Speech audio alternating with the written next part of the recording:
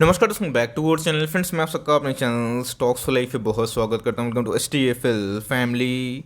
Dear family members, बात की जाए मार्केट में आज हमें अच्छी खासी वीकनेस देखने को मिली और पिछले 3 दिनों से मार्केट में हमें थोड़ी सी वीकनेस देखने को मिल चुकी है। बिकॉज आपने देखा कि हाल फिलहाल में निफ्टी ने 18,000 का लेवल को क्रॉस करने की कोशिश की, तो कभी भी निफ्टी अपने ऑल टाइम हाई पे जाता है तो जो है कोई ना कोई फॉर्म में हमें प्रॉफिट बुकिंग देखने को ज़रूर मिलती है। बट इसी बीच में आपको मैंने बार बार सिखाने की कोशिश की है, बताने की कोशिश की कि मार्केट में तेज़ी से उत्तेजित नहीं होना, गिरावट से आपको पैनिक भी नहीं करना है। हमें तेज़ी के पीछे की वजह और गिरावट के पीछे की वजह ज़रूर समझना है। बिकॉज निफ्टी का अगर 17,500 का लेवल तोड़ता है तो आने वाले कल में थोड़ी सी वीकनेस और भी कंटिन्यू हो सकती है। बट इसी बीच में गैस हमें देखना है कि वर्ल्ड वाइड क्या न्यूज़ हमें निकल के, कल का दिन बहुत ही इंपॉर्टेंट है। तो जो गैस कल के दिन जो इवेंट होने वाला है उसको लेकर थोड़ी सी प्रॉफिट बुकिंग हमने हर बार देखी है। बट येस, अगर उसको जो पॉलिसी आने वाली है, अगर उसमें कोई भी उलटफेर नहीं हुआ और मार्केट को सरप्राइज करती है तो हमें उस रफ्तार से तेजी देखने को ज़रूर मिल सकती है। तो क्या है पूरी खबर और मार्केट में अभी के टाइम में करना है क्या है। बिकॉज पिछले कुछ समय से हमारे पोर्टफोलियो निफ्टी को बीट किया है, तो जो है गैस प्रॉफिट बुक कर लें या फिर नहीं करें, मैं उसको लेके भी कुछ कमेंट दूंगा। बिकॉज बहुत लोग पूछते भी है, चैनल फर्स्ट टाइम होंगे सब्सक्राइब कर सकते हैं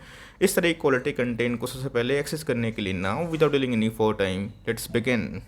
बात की जाए निफ्टी की तो आज हमें वही 150 पॉइंट के आसपास लुढ़कता हुआ देखने को मिला। आज गैस इसने 17,700 के ऊपर भी लाइक जाने की कोशिश की थी। इवन 17,800 के आसपास भी एक अटैम्प्ट मारी थी। बट एट द एंड में अगर आप देखें तो जो क्लोजिंग हो रही है वो गैस 17,600 के आसपास ही हमें देखने को मिल चुकी है। तो उन्हें गैस निफ्टी का जो क्लोजिंग है वो लोअर बेस के आसपास देखने को ज़रूर मिल चुका है। एक महीना की बात की जाए, आपको अच्छे से पता है कि निफ्टी लुढ़क के 16,600 के आसपास भी आया था और उसके बाद हमें एक तरफा तेजी देखने को मिली। बिकॉज मार्केट में आपको अच्छे से पता है कि रशिया यूक्रेन को लेकर जो न्यूज़ थी उसका सिलसिला थोड़ा थोड़ा कम होता हुआ देखने को ज़रूर मिल चुका है। ये मार्केट है, एक न्यूज़ जाती है, दूसरा जो नेगेटिव न्यूज़ है आपके सामने ज़रूर खड़ी रहती है। बट इसी बीच में हमें समझना है कि उसका इम्पैक्ट क्या होने वाला है। आपने देखा कि हाल फिलहाल में फेड ने एक कमेंट्री जाहिर करी थी, बताया था कि इन्फ्लेशन से लड़ने के लिए वो जो स्टिमुलस हैं उसको ऑफकोर्स विड्रॉल करने की कोशिश करेंगे। और इस बार का जो रेट हाइक होने वाला है इसको लेके पूरे वर्ल्ड की फोकस है। बिकॉज बहुत ही एग्रेसिवली बात की जाए फेड की या फिर जो MPC मीट होने वाला है उसको लेके रेट हाइक की न्यूज़ आ सकती है, जिसकी वजह से मार्केट थोड़ा सा हमें वर्ल्ड देखने को ज़रूर मिल चुका है।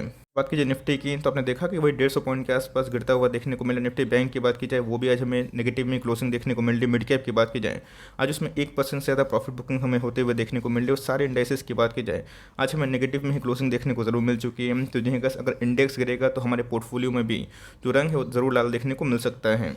बात की जाए एडवांसेस की तो जिन्हें गैस आज हमें 800 स्टॉक्स में ही बाइंग देखने को मिली और ऐसा कोई बड़ी बाइंग हमें देखने को नहीं मिली। और 1100 स्टॉक की बात की जाए उसमें अच्छी खासी प्रॉफिट बुकिंग देखने को मिल चुकी है। बिकॉज आपने देखा कि लास्ट एक महीना में ऐसे बहुत सारे स्टॉक्स ने 30%, 35%, 40% के आसपास पैसे बना के दिए हैं। तो गैस जो मोमेंटम स्टॉक ट्रेडर होते हैं तो ऑफकोर्स इन सब लेवल्स पे थोड़े से प्रॉफिट को बुक कर लेते हैं। बट अगर आप लॉन्ग टर्म इन्वेस्टर है तो अपनी पोजीशन को आराम से आप कंटिन्यू कर सकते हैं। बात की जाए डो जोन्स की तो कल हमें वही लाल में क्लोजिंग देखने को मिली थी और नेस्डैक में हमें 2% से ऊपर प्रॉफिट बुकिंग देखने को ज़रूर मिली थी। बात की जाए फुटसे की, CSE की, डेक्स की तो हमें थोड़ा सा स्टेबल होता हुआ देखने को मिल रहा है। तो जो गैस अगर आप यूरोपियन मार्केट पर ध्यान दें ऐसा कोई बड़ी फॉल देखने को नहीं मिल रही। बट यस, हमारे मार्केट में प्रॉफिट बुकिंग क्यों हो रही है इसके पीछे की रीज़न मैं आपको साफ साफ फटाफट बता देता हूँ। आपको अच्छे से पता है जब कोरोना पेंडेमिक आया था उस समय फेडरल रिजर्व की बात की जाए वर्ल्ड इकोनॉमी को बचाने के लिए या फिर इंडियन इकोनॉमी की बात की जाए MPC लाइक जो बैठक होती है या फिर जो हमारे चेयरमैन होते हैं, गवर्नर जो होते हैं गैस, उन्होंने बहुत ज़्यादा क्या किया था, स्टिमुलस दिया था, बहुत ज़्यादा फ्री मनी मार्केट में छोड़ा था। फ्री मनी क्या होता है तो ऑफकोर्स कैसे कोई फ्री का मनी नहीं होता है। बिकॉज मार्केट में कभी भी खतरा होता है तो मार्केट को बैंक को सपोर्ट करने के लिए क्या करना पड़ता है, ऑफकोर्स कैसे एक लिक्विडिटी इन्हेंस करनी पड़ती है। और रही बात दोस्तों बहुत ही कम ब्याज दर पे ये लिक्विडिटी बहुत सालों तक हमें देखने को मिली थी। तो जिन्हें गैस आपने साफ साफ देखा कि इस लिक्विडिटी की वजह से बैंक NBFC तो बच गए, इकोनॉमी भी बच गई। बट यस, इसका एक बुरा इम्पैक्ट क्या हुआ,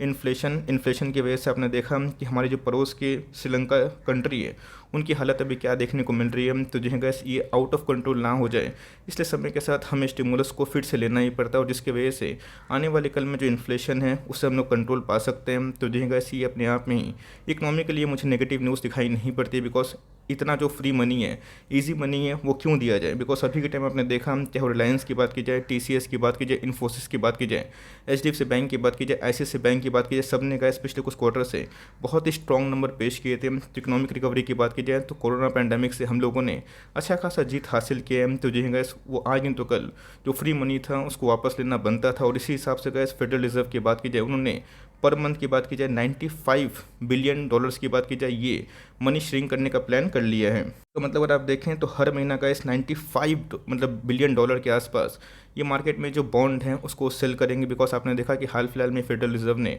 बहुत सारे बॉन्ड परचेज किए थे, जिसकी वजह से ईजी मनी मार्केट में बहुत ज़्यादा सर्कुलेट हो गई थी, और जिसकी वजह से ऐसे बहुत सारे स्टॉक्स जो फंडामेंटली बहुत ही वीक है वो भी ऑल टाइम हाई पे थे। तो जो है इससे स्ट्रॉन्ग शेयर से कुछ होने वाला नहीं है, बट यस इसमें जो वीक शेयर्स होंगे वो आने वाले कल में अर्निंग्स कैसा पेश करते हैं उसको लेकर मार्केट की फोकस ज़रूर हो सकती है। कल का दिन बहुत ही इंपॉर्टेंट होने वाला है, बिकॉज आपको अच्छे से पता है कि एमपीसी जो मीट होती है दोस्तों उसमें 3 दिन का समय लगता है, और बात की जाएगा कल हमें 8 तारीख है।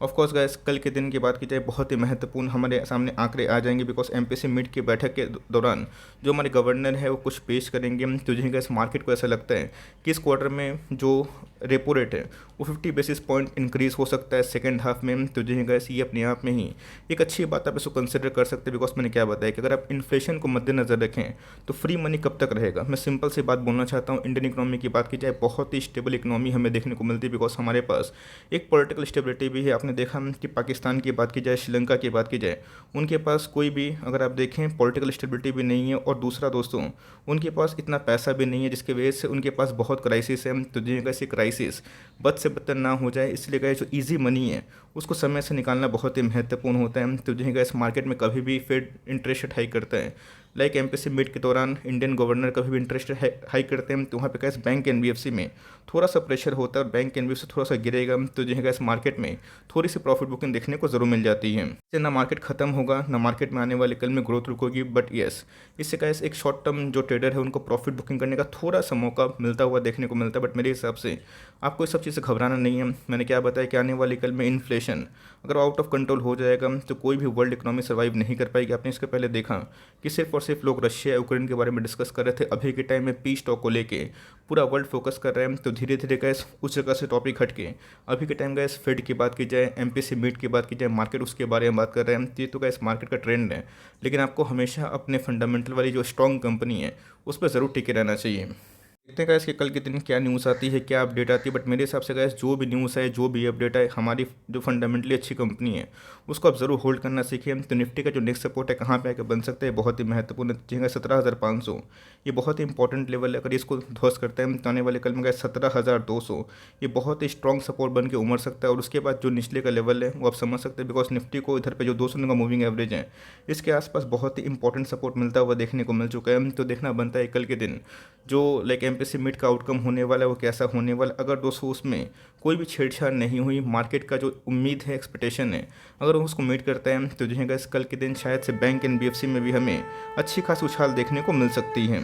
ये भी होती है गैस, तो हमारे पास एक ही ऑप्शन है कि अच्छे स्टॉक्स को होल्ड करना है। और बहुत लोग पूछते भी है कि सर प्रॉफिट बुक कहाँ करें। अगर आप शॉर्ट टर्म इन्वेस्टर हैं, शॉर्ट टर्म ट्रेडर है, अगर वो 20-25% के आसपास प्रॉफिट हो रहे हैं और आपकी उम्मीद थी 10-15% के आसपास प्रॉफिट कमाना, आपने उससे ज़्यादा प्रॉफिट कमाया शॉर्ट टर्म के लिए, तो अपना पार्शियल प्रॉफिट को बुक कर ले। बिकॉज मार्केट में कभी भी अगर डाउन ट्रेंड फिर से शुरू होता है तो फिर से प्रॉफिट बुकिंग करने का मौका नहीं मिलेगा। लॉन्ग टर्म इन्वेस्टर गैस को मैं एक ही सलाह दूंगा कि अगर आपको 1000%, 2000% के आसपास पैसा कमाना है तो वहाँ पर आपको एक ही चीज़ करनी पड़ेगी, होल्ड एंड कंटिन्यू। बिकॉज सारी कंपनी इस क्वार्टर में कैसा नंबर पोस्ट करती है इस पर आपकी फोकस जरूर करनी है। तो जिनका जो इजी मनी है उसको छीनना गलत बात नहीं है, ऐसा मुझे फील होता है। बिकॉज बहुत सारे कंपनीज ने अच्छे खासे नंबर पेश किए हैं, तो guys easy money life time नहीं रहेगा। तो इसी के बीच में मार्केट में थोड़ी सी लाइक पैनिक मची हुई है। तो देखना बनता है कल के दिन हमारे गवर्नर क्या पेश करते हैं। तो आई होप मैंने आपको सपोर्ट लेवल्स बता दिए, मार्केट में गिरने की वजह बता दी, और यही बताया कल आपको तैयार रहना है। बिकॉज कल आपको देखना है कि मार्केट में एमपीसी मीट का जो आउटकम है वो क्या आ सकता है। आई होप मेरा एफर्ट आपको अच्छा लगा। वीडियो सही लगे तो एक लाइक कर दीजिएगा, चैनल फर्स्ट टाइम होंगे